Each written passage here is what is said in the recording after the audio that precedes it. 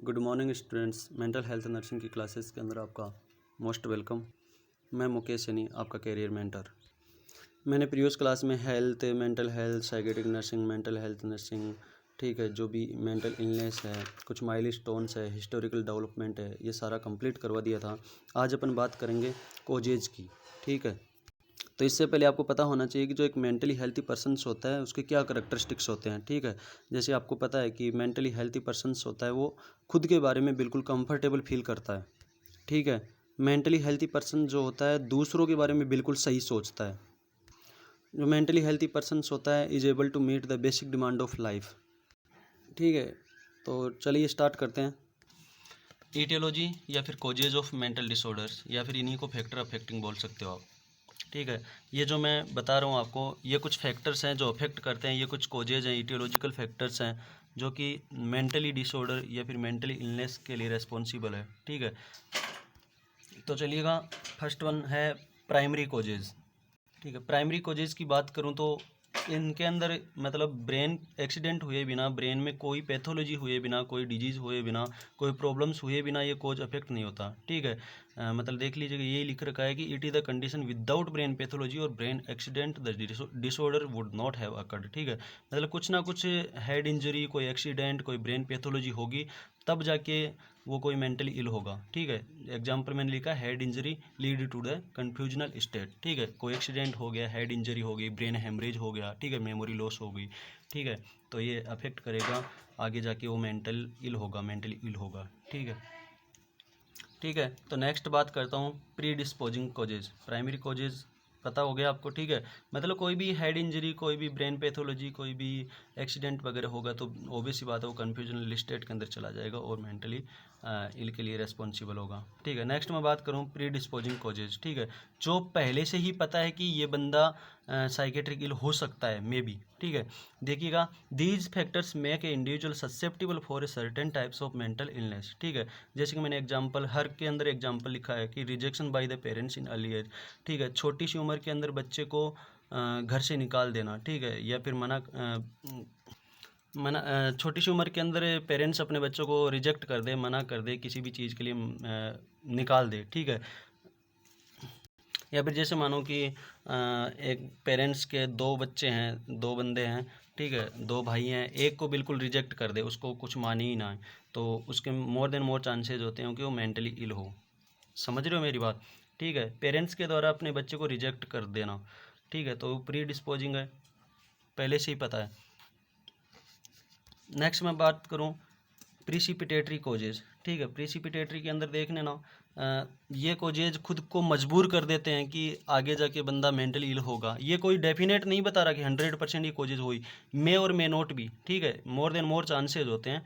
प्रीसिपिटेटरी के अंदर देखना कि it is a condition become too much for an individual to tolerate triggers to a maladaptive behaviour, ठीक है। मतलब एक इंडिविजुअल को, एक पर्सनस को मजबूर कर देते हैं कि वो तो होना ही है, जो फैमिली में हो गया। एग्जांपल देख रहे हैं, death of father of A adolescent boy में लीड हिम टू डिप्रेशन, ठीक है। कोई बंदा है 15 साल की उम्र के अंदर ही उसके पापा की डेथ हो गई, ठीक है, तो वो क्या करेगा, डिप्रेशन में चला जाएगा। ऐसे में टेंशन में जाता हुआ उसको एक टाइम ऐसा आएगा कि मेंटली इल हो जाएगा, ठीक है। साइकेट्रिक इल होने के मोर देन मोर चांसेस होते हैं ऐसे बंदे के, ठीक है। अर्ली एज के अंदर ही फादर की डेथ हो गई, ठीक है, अकेला खुद घर चलाएगा, खुद संभालेगा, सारा बर्डन जो है, बोझ है परिवार का खुद के ऊपर है, ठीक है। ठीक है, तो ट्रिगर का मतलब होता है कि स्टार्ट हो जाते हैं, ठीक है, वहीं से चालू हो जाते हैं। छोटी सी उम्र में उसके पापा की डेथ होगी तो वहीं से ट्रिगर स्टार्ट हो गया, उसका बिहेवियर चेंज होने लगता है, ठीक है। टेंशन, वरी, ये सारे उसके अंदर अक्कर होने लगते हैं। लास्ट टाइम में एक ऐसा आता है कि वो खुद मेंटली रिटार्डेड हो जाता है, ठीक है। रहे हो, बिल्कुल इजी है। एग्जाम्पल मैंने सभी में दे रखे हैं। इसमें death of father of adolescent boy, ठीक है, छोटी सी उम्र के अंदर डेथ हो जाती है, सारा बर्डन उसी पे आ जाता है। एक टाइम ऐसा आता है कि मोर देन मोर चांसेज होते हैं कि मेंटली इल हो पर्सन, ठीक है। नेक्स्ट मैं बात करूँ परपेचुएटिंग फैक्टर्स। ये मोबाइल कैसे नहीं रुक रहा, किधर जाएगा। परपेचुएटिंग फैक्टर्स की बात करते हैं, ठीक है। These factors are responsible for prolonging disease, ठीक है। ये फैक्टर्स रेस्पॉन्सिबल होते हैं बहुत ही लंबे टाइम तक डिजीज़ चलने के लंबे टाइम तक ये प्रॉब्लम्स अकर हो, ठीक है। या फिर डायरेक्टली मैं बोलूँ एग्जांपल ये आई है आइसोलेशन, किसी बंदे को घर से बिल्कुल निकाल दिया, या फिर सोशल विड्रॉल, सोसाइटी से निकाल दिया, घर से निकाल दिया, घर से अलग कर दिया। वो बंदा क्या करेगा, मेंटल इल हो गई, खुद की लाइफ खुद सर्वाइव करेगा दूसरी जगह रह के, ठीक है। परिवार से ही निकाल दिया उसको, सोशल विड्रॉल कर दिया। तो ये सारे रेस्पॉन्सिबल, ये जो मैंने 4 कॉजेज बताए, 4 फैक्टर्स बताए हैं मेंटल इलनेस के लिए, ठीक है। इसके बाद हम अपनी बात करते हैं, यही जो मैंने बताए कॉजेज, फैक्टर्स, ईटियोलॉजिकल फैक्टर्स, ये मैंने ओवरऑल बता दिए, ठीक है। यहाँ पर नहीं समझ में आया, यहाँ पर देखना, मैं इनको 3 कैटेगरीज के अंदर डिवाइड करता हूँ। ये जो कॉजेज हैं मेंटली डिसऑर्डर के लिए, मेंटली इलनेस के लिए, इनको 3 कैटेगरीज के अंदर अपन डिवाइड करते हैं, फिर अच्छे से समझते हैं, ठीक है। यही हैं कॉज ही हैं, जो फैक्टर्स अफेक्टिंग ये हुए चल रहे हैं। आप अच्छे रहे, जहाँ तक अच्छा रहे वहाँ तक, जो डायरेक्ट आपको कॉज पूछे, फैक्टर अफेक्टिंग पूछे, ठीक है, बिल्कुल इंपॉर्टेंट है कॉम्पिटिटिव एग्जाम्स के लिए भी, और आपकी यूनिवर्सिटी एग्जाम्स के अंदर भी क्वेश्चन आता है। कॉजेज, फैक्टर्स, इटियोलॉजिकल कुछ भी पूछे, यहाँ से ये लिखने biological factor, psycho social factor और सोशियो कल्चरल फैक्टर्स, ठीक है। अदर की बाद में बात करेंगे। ये सारा मैंने ओवरऑल बता दिया। ये देखना, चलिएगा। फर्स्ट अपन ये 3 फैक्टर्स की बात करेंगे, 3 बायोलॉजिकल, साइको सोशल और socio cultural. First on biological की बात करते हैं। अच्छे से एग्जाम्पल सारे लिखे हैं मैंने, एग्जाम्पल देख लेना, ठीक है। इसमें फर्स्ट वन है जेनेटिक फैक्टर्स, ठीक है। जेनेटिक फैक्टर्स के अंदर देखिएगा क्रोमोसोमल एबनॉर्मलिटीज हैं। आपको पता है टोटल क्रोमोसोम्स 46 होते हैं, ठीक है।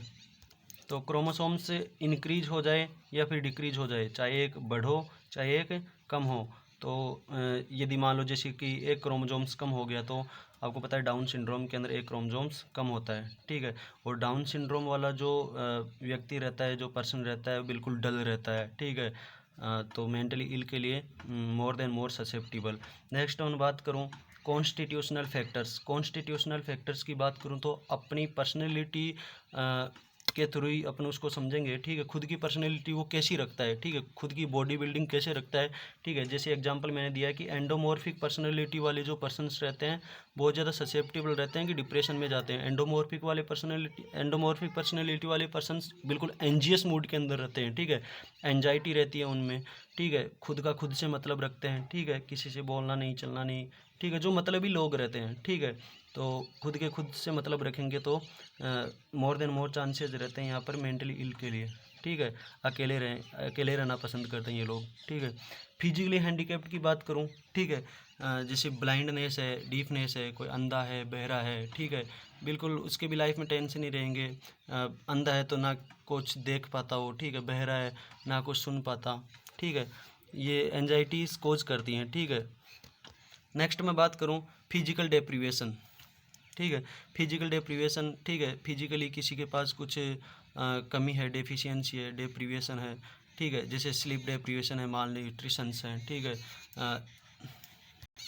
खाने पीने के लिए कुछ है ही नहीं, ठीक है, बिल्कुल गरीब आदमी है, ठीक है, माल नरिश्ड पेशेंट्स है, वो वरी के अंदर, टेंशन के अंदर, एंजाइटी के अंदर चला जाएगा, ठीक है। स्लीप डेप्रीवेशन है, ठीक है, बिल्कुल सो ही नहीं पा रहा, नींद नहीं आती है, रातों रात टेंशन रहती है किसी भी चीज़ की, जॉब की, पढ़ाई की, ठीक है, near by exam time, okay, all that जो भी फैक्टर्स हैं।